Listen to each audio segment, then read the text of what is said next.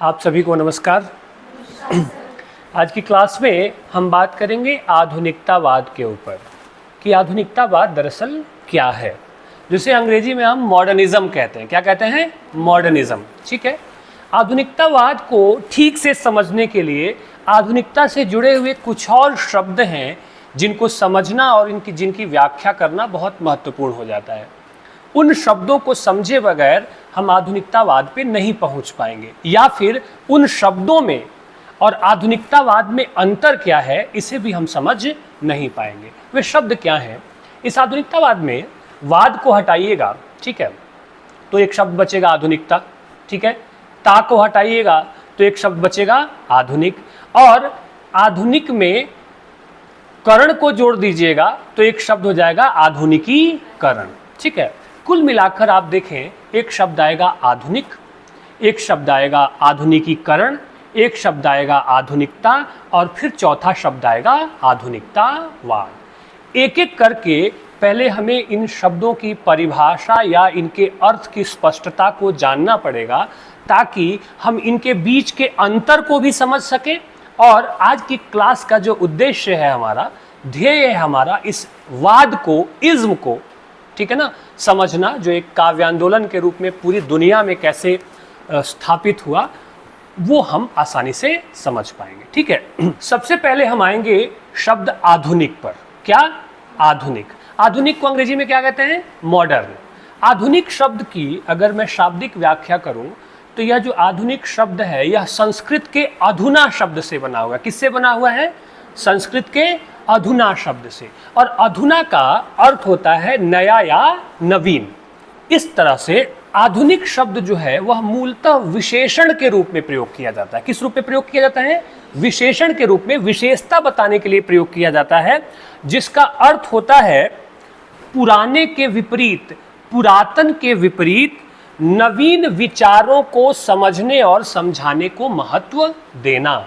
यानी कि तार्किक ढंग से, वैज्ञानिक ढंग से सोचना, विचार करना, हूबहू चीज़ों को स्वीकार नहीं करना। इस तरह से आप देखें तो आधुनिक दरअसल एक मूल्य बोध है, एक वैल्यू है, जो वैज्ञानिक ढंग से सोचने की प्रक्रिया के बारे में बताता है, या वैज्ञानिक ढंग से सोचने की प्रक्रिया की वकालत करता है, तार्किक ढंग से सोचने की वकालत करता है। ठीक है। कई बार आधुनिक शब्द को समय सापेक्ष मान लिया जाता है कि समकालीन के संदर्भ में भी, जो वर्तमान समय चल रहा है उसके संदर्भ में आधुनिक शब्द का इस्तेमाल कर दिया जाता है कि आधुनिक समय है, समकालीन समय है। आधुनिक दरअसल समय सापेक्ष नहीं है, ठीक है, या समय को सूचित नहीं करता है। समकालीन जो शब्द है वह बेशक वर्तमान को सूचित करता है, लेकिन आधुनिक वर्तमान को सूचित नहीं करता है। आधुनिक दरअसल एक वृत्ति है, एक मूल्य है, एक विचार है। इसे ऐसे समझे एक उदाहरण से कि अगर आधुनिक शब्द समय सापेक्ष होता, यानी कि वर्तमान समय को सूचित करने वाला होता, तो कबीर आज से तो कितने साल, 100 साल पहले हुए। लेकिन हम कहते हैं ना कि कबीर आधुनिक कवि थे। क्यों कहते हैं आधुनिक कवि उनको? वो तो बड़े पहले हुए। तो अगर समय सापेक्ष होता तो हमें तो कहना चाहिए कि वो तो मध्यकालीन कवि, और हुए भी मध्यकाल के दौर के कवि, मध्यकाल के दौर के कवि हुए हैं ना कबीर। लेकिन हम उन्हें क्या कहते हैं कि वो आधुनिक कवि थे। क्यों? क्योंकि विचारों से आधुनिक थे, विचारों से तार्किक थे, मूल्यों से आधुनिक थे। क्या कहते थे? पाथर पूजे हरि मिले तो मैं पूजूं पहाड़। तर्क था, वैज्ञानिक चिंतन था उनके विचारों में, उनके कहने में, उनके बोलने में, समझने और समझाने में। अर्थात आधुनिक शब्द दरअसल अपने आप में एक मूल्य बोध की सूचना देता है, जिससे आधुनिकता बना है। मूल्य बोध की सूचना देता है जिसमें नवीन विचारों को जगह दी जाती है, परंपरा से आ रही जो चीजें हैं, आस्था है, उनके सापेक्ष तर्क को महत्व दिया जाता है और वैज्ञानिक चिंतन को महत्व दिया जाता है। यानी कि आधुनिक शब्द जो है मॉडर्न, वह समय सापेक्ष नहीं है, वह किसके सापेक्ष है? वैल्यू के सापेक्ष है, मूल्य के सापेक्ष है। स्पष्ट हो गई बात? आधुनिक शब्द का अर्थ समझ गए। अब आता है आधुनिकीकरण, जिसे अंग्रेजी में हम मॉडर्नाइजेशन कहते हैं। ठीक है। आधुनिकीकरण शब्द उन समस्त परिवर्तनों के लिए प्रयोग किया जाता है, समस्त परिवर्तनों तथा प्रक्रियाओं के लिए प्रयोग में लाया जाता है, जो औद्योगिकीकरण तथा मशीनीकरण के कारण प्रकट हुई। अब आप देखें कि जब औद्योगिकीकरण हुआ, ठीक है, मशीनीकरण का प्रभाव जब बढ़ा, तो लोगों का जीवन स्तर ऊपर बढ़ने लगा, भौतिकवाद धीरे धीरे जीवन में लोगों के आने लगा, ठीक है, लोग गांवों से नगरों और नगरों से महानगरों की ओर प्रस्थान करने लगे। एक तरह से शिफ्ट देखने को मिलता है। शिक्षा जो कुछ खास लोगों तक ही सीमित थी, अब औद्योगिकरण की प्रक्रिया के फलस्वरूप जब विस्तार पाया समाज और दुनिया ने, तो वह शिक्षा सबके लिए क्या होने लगी, उपलब्ध होने लगी। ज्ञान विज्ञान का प्रचार प्रसार धीरे धीरे सब तक पहुंचने लगा। ज्ञान विज्ञान के प्रचार प्रसार होने के कारण, शिक्षा के प्रचार प्रसार होने के कारण और शिफ्ट होने के कारण लोग एक दूसरे जगह जाने लगे, समझने लगे, सीखने लगे, जीवन को देखने लगे। इससे क्या हुआ कि जो वर्ग व्यवस्था यानी कि जो जाति व्यवस्था थी, वह जाति व्यवस्था भी धीरे धीरे क्या होने लगी, टूटने लगी। अब कैसे, एक छोटा सा उदाहरण देता हूं। हम अपने जीवन में भी इस आधुनिकीकरण की प्रक्रिया को देख सकते हैं। जिस शिफ्टिंग की बात मैं कर रहा हूं, आज से 2 पीढ़ी पहले हमारे पिताजी या हमारे दादाजी तक चले जाइए, तो उस समय का जो गांवों का जीवन था, उसमें हमारे समय की तुलना में कम लोगों को शिक्षा मिल पाती थी, कम लोग गांव से बाहर जा पाते थे। तो आपने देखा होगा कि उनके मन में जाति व्यवस्था को लेकर एक खास तरह का आग्रह अभी भी दिखाई देता है, ठीक है ना, एक खास संस्कार जाति व्यवस्था को लेकर के अभी भी दिखाई देता है।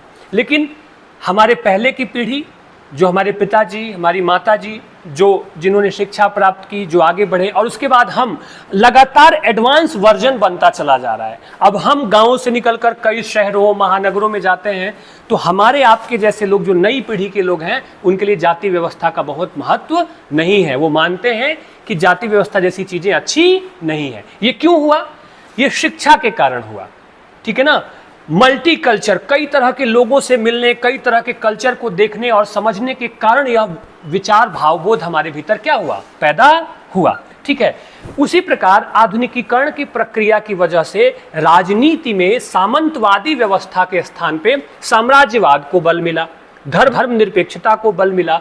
यानी कि व्यक्ति की एक स्वतंत्र ढंग से सोचने की जो प्रक्रिया है, वह आधुनिकीकरण की समस्त प्रक्रिया के दौरान देखने को मिलती है। और यह क्यों? क्योंकि व्यक्ति का आर्थिक विकास हुआ, शैक्षिक विकास हुआ, सामाजिक विकास हुआ और मानसिक विकास भी हुआ। इस तरह से जो परंपरावादी मूल्य थे, पुरातन मूल्य थे, उन पुरातन मूल्यों को वह तर्क की कसौटी के आधार पर देखने लगता है, वैज्ञानिक ढंग से वह देखने लगता है। और आप कह सकते हैं कि आधुनिकीकरण एक पूरी प्रक्रिया है जो औद्योगिक क्रांति, ठीक है ना, औद्योगिकीकरण और यंत्रीकरण के बाद जो लोगों के जीवन में जो बदलाव आया, सामाजिक शैक्षिक जीवन में जो बदलाव आया, उनके विचारों में जो बदलाव आया, उस पूरी प्रक्रिया को हम आधुनिकीकरण कह सकते हैं। स्पष्ट हुआ?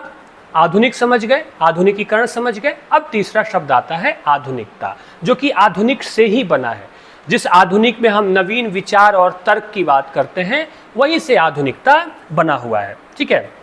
अब हम कह सकते हैं आधुनिकता का संबंध आधुनिकीकरण की प्रक्रिया के परिणाम स्वरूप, ध्यान दीजिएगा, क्योंकि आधुनिकीकरण की प्रक्रिया में ये सारी चीजें देखने को मिलती है ना, शिक्षा, समाज में परिवर्तन, जाति प्रथा का विरोध, ठीक है ना, एक तरह से समानता की बात, स्वतंत्रता की बात, ये सब चीजें आधुनिकीकरण के दौरान हमें देखने को मिलती हैं। तो हम यह कह सकते हैं कि आधुनिकता का संबंध आधुनिकीकरण के फलस्वरूप पुरातन एवं परंपरागत जो विचार थे, मूल्य थे, जो धार्मिक रूढ़ियां थी, जो अंधविश्वास थे, जो पुरातन रीति रिवाज थे, उनके विरुद्ध नवीन एवं वैज्ञानिक विचारों और मूल्यों से। अब यहाँ पे भी आप देखेंगे कि आधुनिकता दरअसल एक मूल्य है जिसका संबंध समय से नहीं है, जिसका संबंध वैज्ञानिक और तार्किक चिंतन से है, जो आस्था के स्थान पे तर्क को महत्व देता है, ठीक है।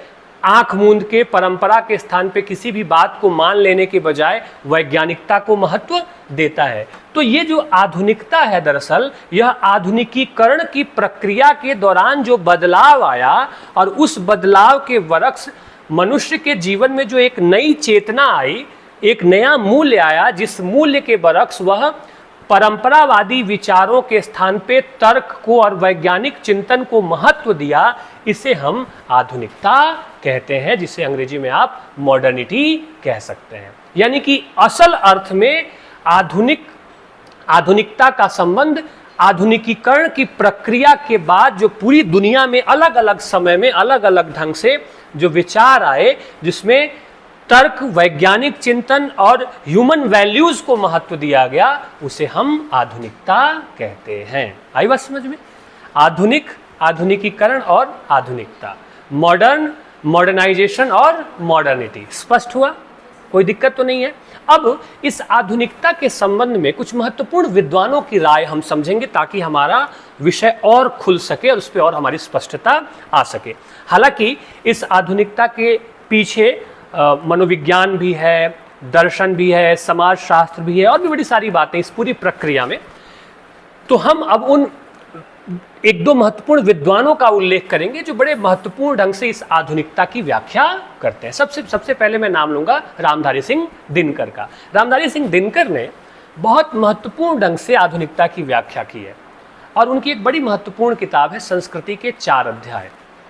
आप सबको यह किताब पढ़नी चाहिए, एकदम यह किताब पढ़िए, बहुत महत्वपूर्ण किताब है। इसमें जो किस तरह से आर्य और जो भारतीय संस्कृति इत्यादि है, उसका बड़ा जबरदस्त विश्लेषण और वर्णन यहाँ पे देखने को मिलेगा। ठीक है, दिनकर कहते हैं आधुनिकता एक प्रक्रिया का नाम है।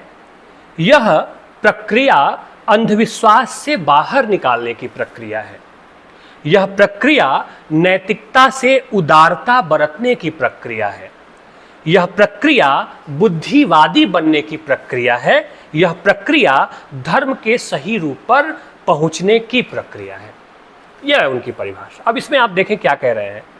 अंधविश्वास से बाहर निकलने की प्रक्रिया, यानी कि वैज्ञानिक होने की प्रक्रिया, तार्किक ढंग से सोचने की प्रक्रिया, नैतिकता से उदारता बरतने की प्रक्रिया, यानी कि नैतिक मूल्यों को लेकर के जब हम बहुत रिजिड हो जाते हैं, बहुत अनुशासनबद्ध हो जाते हैं, जैसा कि द्विवेदी युग में हुआ, तो फिर छायावाद आया, है कि नहीं है? बहुत जब हम रिजिड हो जाते हैं किसी भी चीज को लेकर के, तो शायद हम बहुत सी चीजों को इग्नोर कर देते हैं जिसे हमें देखना चाहिए, जिसे हमें पहचानना चाहिए। और यह कहते हैं कि आधुनिकता बुद्धिवादी बनने की प्रक्रिया है, जिसकी बात मैं आपसे कह रहा था कि तार्किक ढंग से सोचना, वैज्ञानिक ढंग से सोचना, और साथ ही साथ कह रहे हैं यह प्रक्रिया धर्म के सही रूप पर पहुंचने की प्रक्रिया है।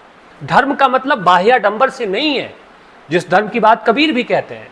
धर्म का एकमात्र उद्देश्य है मानव मात्र से प्रेम और मानव मात्र की सेवा।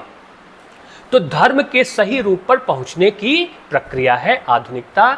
ये व्याख्या रामधारी सिंह दिनकर करते हैं। अब आप देखें, मैं जो बात कह रहा हूं, मानव मूल्य आ रहा है, तार्किकता आ रही है, वैज्ञानिकता आ रही है, परंपरा का खंडन आ रहा है, उस परंपरा के स्थान पर नए विचारों का प्रस्तुतिकरण आ रहा है कि नहीं आ रहा है, और वो भी कैसे आ रहा है?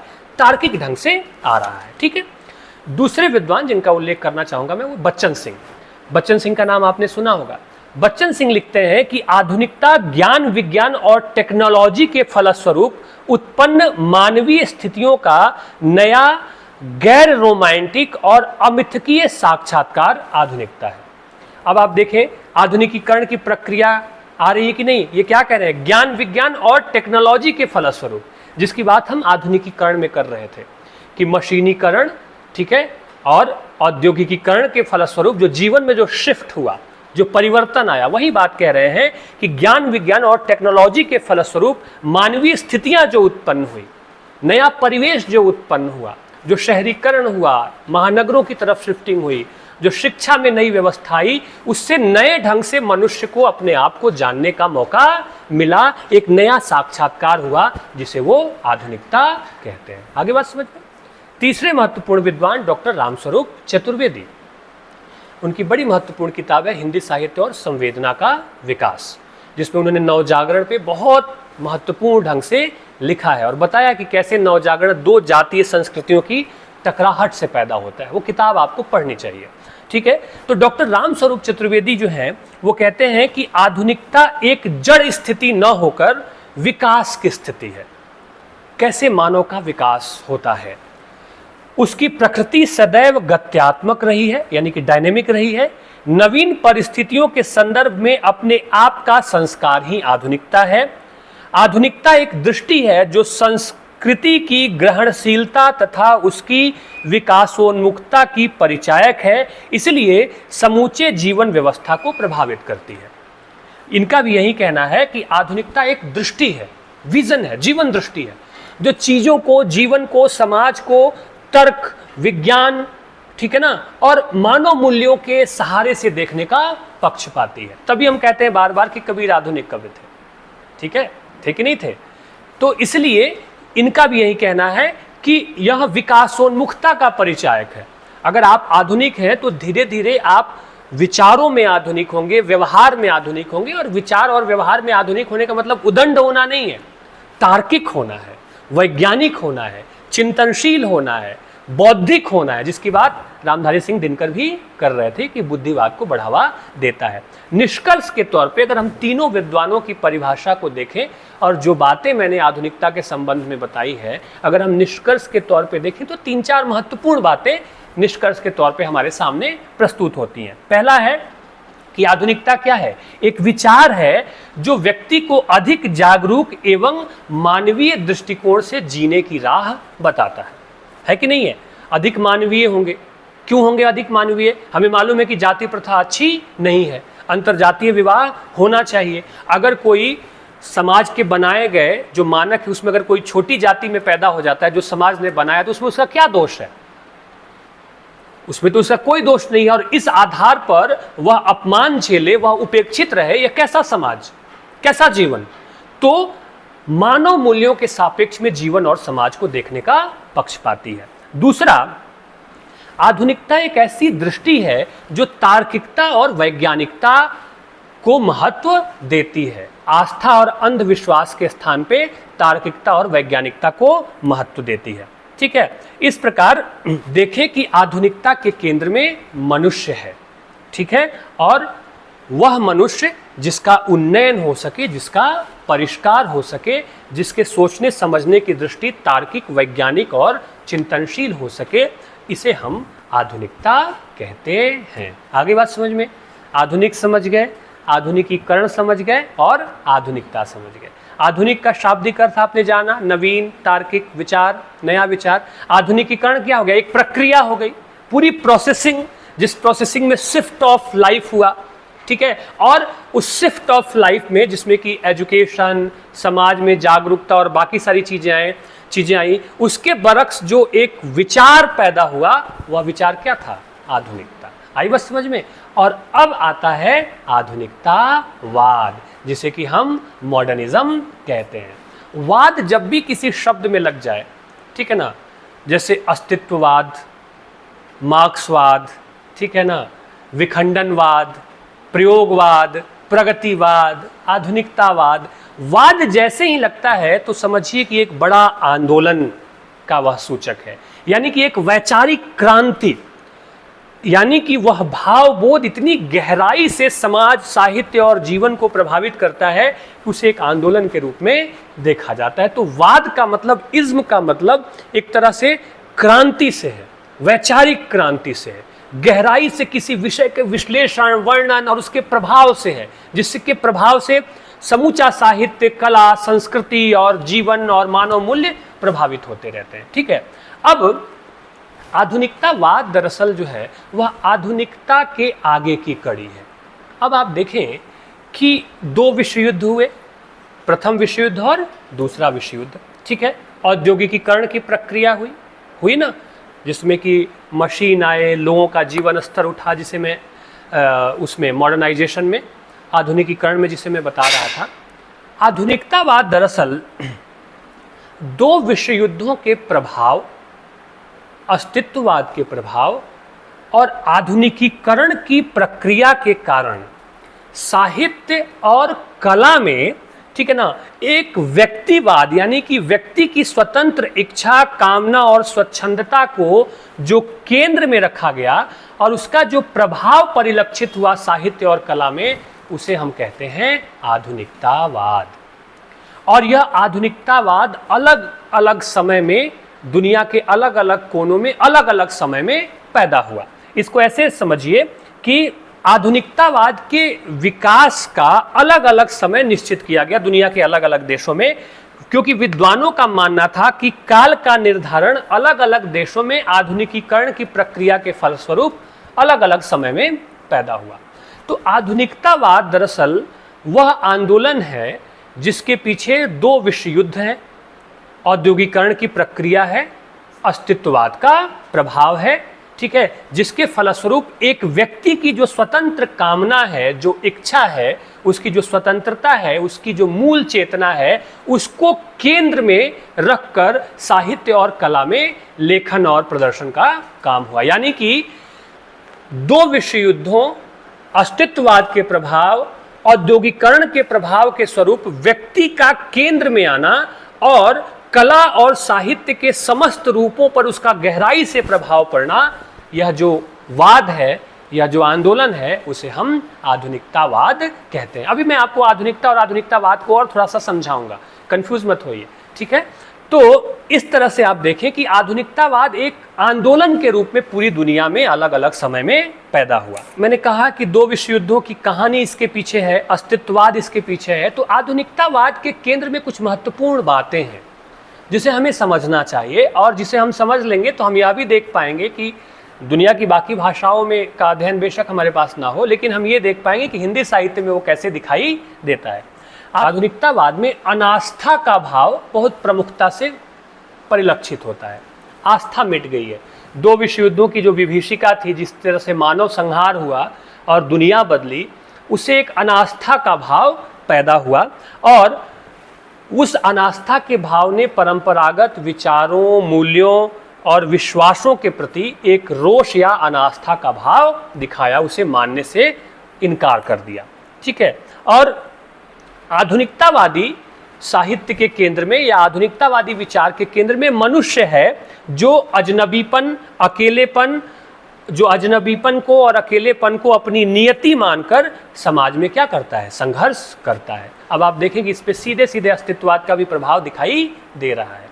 यानी कि प्रथम दो विश्व युद्ध हुए, उस विश्व युद्ध से जो एक बेचैनी पैदा हुई पूरी दुनिया में, ठीक है ना, जो एक अनास्था का भाव पैदा हुआ, और साथ ही साथ अस्तित्ववाद का प्रभाव, औद्योगिकरण का प्रभाव, इन सब ने मिल करके एक मनुष्य को केंद्र में रखा, और इस तरह से केंद्र में रखा कि मनुष्य अपने आप को समाज से क्या करता है, पृथक मानता है, और अपने आप को अकेलेपन को अपनी नियति स्वीकार करता है। और यह जो वाद, यह जो विचार, यह जो इज्म कला और साहित्य के विभिन्न रूपों में देखने को मिला, उसे हम आधुनिकतावाद कहते हैं। आधुनिकतावाद की मान्यता है कि यह सामाजिक समस्याओं के बजाय व्यक्ति के आत्मबोध को प्रमुख मानता है। अब अज्ञेय जैसे कवियों को आप देख लीजिए, उनके यहाँ कोई सामाजिक समस्या आपको देखने को नहीं मिलेगी। पूरा प्रयोगवाद और नई कविता जो है वह आधुनिकतावाद से प्रभावित दिखेगी। दिखेगी कि नहीं दिखेगी? क्योंकि अभी अभी कुछ ही समय पहले द्वितीय विश्व युद्ध समाप्त हुआ है, अस्तित्ववाद का प्रभाव आ चुका है, तो प्रयोगवाद और नई कविता की पूरी जो दुनिया है उसमें आप देखेंगे कि व्यक्ति को महत्व है, आत्म केंद्रण है, और जो बातें मैंने अस्तित्ववाद के दौरान बताई हैं वो सारी बातें वहां आपको देखने को मिलेंगी, ठीक है। और आधुनिकतावाद की एक और विशेषता है कि वह प्रत्येक विश्वास और विचार को संशय की निगाह से देखता है, संदेह की निगाह से देखता है, और वह अनास्था प्रकट करता है। आधुनिकतावाद धर्म, प्रकृति, परंपरा, नैतिकता, प्रतिबद्धता, आस्था और मूल्यों को चुनौती देता है, और आधुनिकतावाद हर प्रकार के सामाजिक, नैतिक, वैचारिक तथा यौन दमन के विरुद्ध खड़ा है, नहीं मानता है उन सब चीजों को। यानी कि एक व्यक्ति की जो स्वतंत्र कामनाएं हैं, स्वतंत्र इच्छाएं हैं, वह आधुनिकतावाद के केंद्र में दिखाई देती हैं। और उसके पीछे कारण क्या है? दो विश्व युद्धों से पैदा हुई एक अनास्था का भाव, ठीक है ना, समाज और दुनिया के प्रति एक मोहभंग की स्थिति, ठीक है, साथ ही साथ अस्तित्ववाद का प्रभाव जो सीधे सीधे व्यक्ति को केंद्र में रखता है, व्यक्ति की स्वच्छंदता को केंद्र में रखता है, और उसका प्रभाव इन तीनों और आधुनिकीकरण का प्रभाव, इन सब चीज़ों का एक गहरा प्रभाव आधुनिकतावाद यानी कि कला और साहित्य में गहराई से देखने को मिलता है। आई बात समझ में? अब आप समझ गए आधुनिक, आधुनिकीकरण, आधुनिकता और आधुनिकतावाद। अब जहां तक आधुनिकतावाद के आरंभ की हम बात करें तो आधुनिकतावाद का युग यूरोप में 19वीं सदी से आरंभ होकर 20वीं सदी के प्रारंभ तक माना जाता है, पूर्वार्ध तक माना जाता है। लेकिन विद्वानों और विचारकों की मान्यता है कि आधुनिकतावाद के विकास का अलग अलग समय निश्चित है अलग अलग दुनिया के देशों में, क्योंकि उनका मानना है कि काल का निर्धारण अलग अलग देशों के आधुनिकीकरण की प्रक्रिया पर निर्भर है कि किस देश में कब आधुनिकीकरण की प्रक्रिया तीव्र हुई। इस बात से वहां आधुनिकता के आगमन की बात विद्वान करते हैं। जबकि साहित्य में अगर आप देखें, विश्व साहित्य में, तो टी.एस. इलियट की काव्य कृति द वेस्टलैंड, टी.एस. इलियट की काव्य कृति द वेस्टलैंड और जेम्स जॉयस का उपन्यास यूलिसेस जैसी साहित्यिक कृतियों से साहित्यिक आधुनिकतावाद का आरंभ माना जाता है या साहित्यिक आधुनिकता का मूल माना जाता है। जबकि हिंदी में आधुनिकतावाद का आगमन अज्ञेय के उपन्यास शेखर एक जीवनी से माना जाता है। मालूम है ना आप सबको? अब देखें हिंदी में आधुनिकतावाद, कि हिंदी में आधुनिकतावाद का क्या है। हिंदी में आधुनिकतावाद के उदय को लेकर विद्वानों में अलग अलग राय है। कुछ विद्वान भारतेंदु युग से आधुनिकता का उदय मानते हैं। देखिए मैं आधुनिकतावाद नहीं कह रहा हूं, भारतेंदु युग से आधुनिकता का उदय मानते हैं और कुछ प्रयोगवाद और नई कविता से आधुनिकतावाद का आगमन मानते हैं। ध्यान दीजिए, मैंने भारतेंदु युग में आधुनिकता शब्द का प्रयोग किया और प्रयोगवाद और नई कविता के दौरान आधुनिकतावाद शब्द का प्रयोग किया। ठीक है, कुछ लोगों का यह भी कहना है कि हिंदी में आधुनिकतावाद का जन्म द्वितीय विश्व युद्ध के अंत में उत्पन्न नवीन संवेदना और नई चिंतन दृष्टि के साथ हुआ। द्वितीय विश्व युद्ध के बाद जो नवीन संवेदना और नई जो चिंतन दृष्टि आई, उससे उसका जन्म हुआ। अभी मैंने आपसे कहा था कि कुछ विद्वान भारतेंदु युग से आधुनिकता का उदय मानते हैं और कुछ प्रयोगवाद और नई कविता से आधुनिकतावाद समझते हैं। अब हमें आधुनिकता और आधुनिकतावाद के अंतर को फिर से एक बार स्पष्ट करना होगा ताकि आपके मन में कोई संशय की स्थिति ना रहे। जब हम कहते हैं कि भारतेंदु युग आधुनिकता का प्रवेश द्वार है, कहते हैं ना, और वहीं से मानते हैं आधुनिक काल, मानते हैं कि नहीं मानते हैं? रीति काल के बाद आधुनिक काल आता है और हम आधुनिक काल का मतलब भारतेंदु युग। तो जब हम कहते हैं कि भारतेंदु युग आधुनिकता का प्रवेश द्वार है, तब आधुनिकता से हमारा अर्थ क्या है? तब आधुनिकता से हमारा अर्थ है नवीन वैज्ञानिक और तर्कपूर्ण दृष्टि जो रूढ़िवाद के विरुद्ध खड़ा है।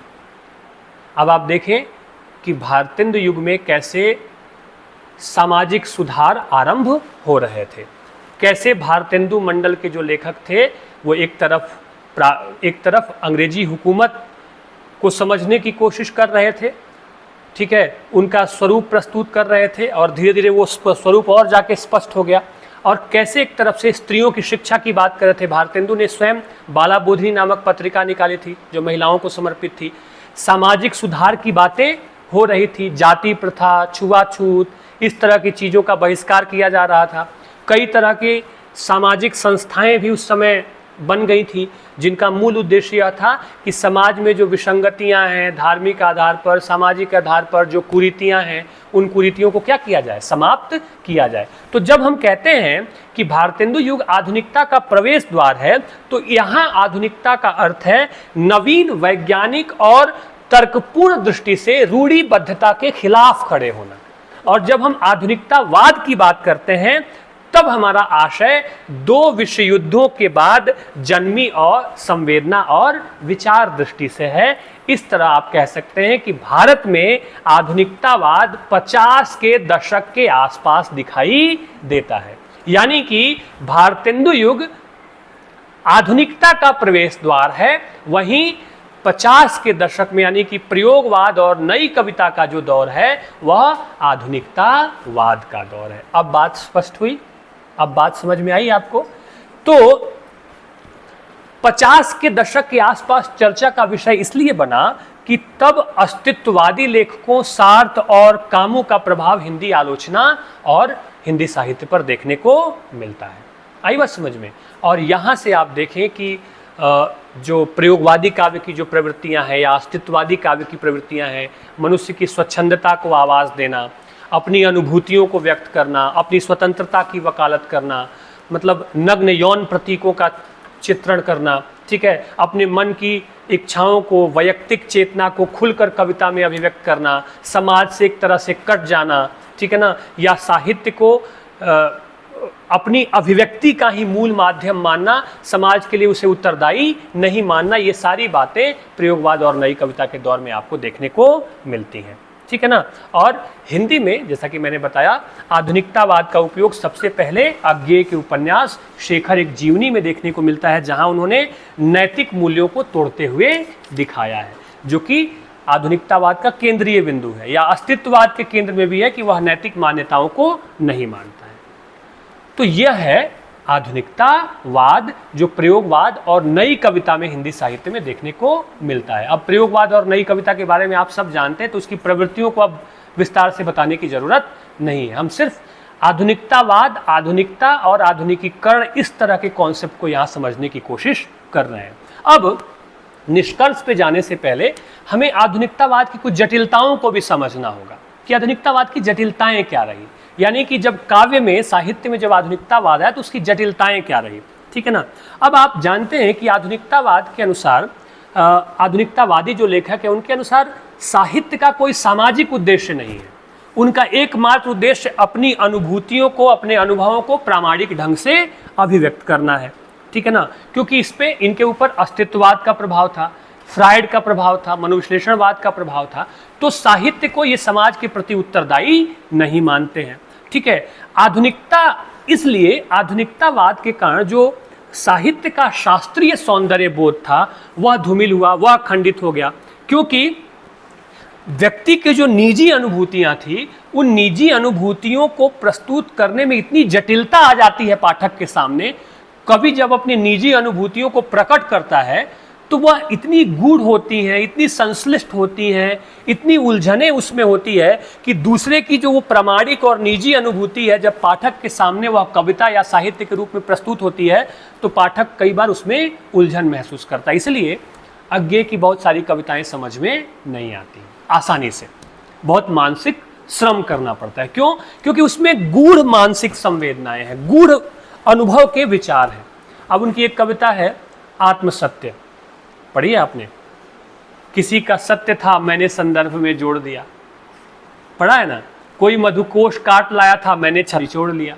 आत्मस्वीकृति भी है कि दूसरों से कैसे हमने चीजों को स्वीकार किया है। मेरे कहने का मतलब यह है कि बहुत गहन अनुभूति होने के कारण, सूक्ष्म अनुभूति होने के कारण कविता में कई बार बहुत कठिनाई या दुरूहता देखने को मिलती है, ठीक है। और आधुनिकतावाद वस्तु यथार्थ के बजाय अनुभव की प्रामाणिकता पर बल देता है। और आप देखें कि आधुनिकतावाद में व्यक्ति की जटिल से जटिल और मानसिक संवेदना को कवि एवं लेखक शब्द देते हैं, इसलिए वहाँ कई बार उसे पढ़ना और उसे समझने के लिए पाठकीय जिजीविषा की आवश्यकता होती है। पाठकीय जिजीविषा से मतलब कि बहुत समझ में नहीं आ रहा है, बहुत रोचक नहीं लग रहा है, फिर भी उसको बार बार पढ़ा जा रहा है। तो व्यक्तिवाद को बढ़ावा देने और मनुष्य की जो निजी अनुभूति है उसको केंद्र में रखने के कारण आधुनिकतावाद के दौर के जो कवि रहे उनकी कविताओं में कई बार दुरूहता देखने को मिलती है।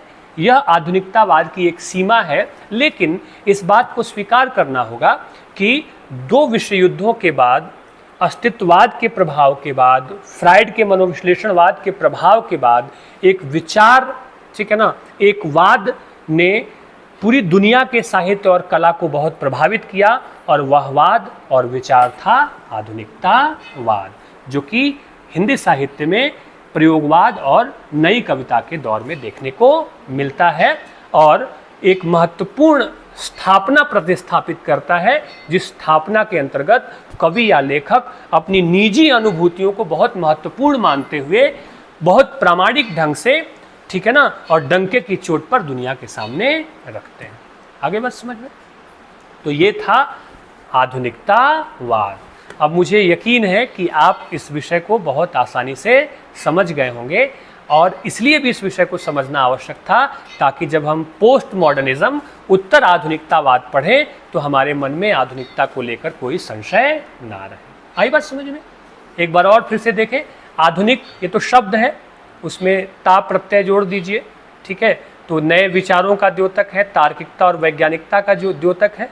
वहाँ से आधुनिकीकरण, जो औद्योगिक क्रांति और मशीनीकरण के फलस्वरूप जो लोगों के जीवन में परिवर्तन आया, सोच में परिवर्तन आया, और फिर आधुनिकतावाद जिसके पीछे 2 विश्व युद्ध हैं, फ्रायड का मनोविश्लेषणवाद है और अस्तित्ववाद जैसे विचारधारा हैं, ठीक है। और ये सब मिलकर एक व्यक्ति को कैसे केंद्र में स्थापित करते हैं, उसके विचारों को, उसकी अनुभूतियों को, यह आधुनिकतावाद का पूरा मामला हमारे सामने, ठीक है। स्पष्ट है, कोई दिक्कत तो नहीं? रोक दीजिए।